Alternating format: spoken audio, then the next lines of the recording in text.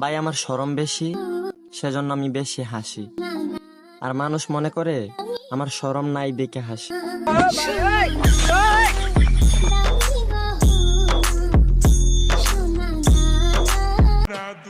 এই শোনো শোনো, হ্যাঁ তোমারই বলতাছি।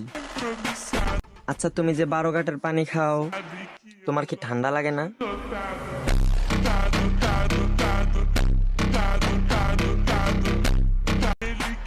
ওইসব তৃতীয় ব্যক্তি বলতে কিছু হয় না রে ভাই। যার চুলকানির দোষ আছে সে এমনিতেই অন্যদিকে যাবে।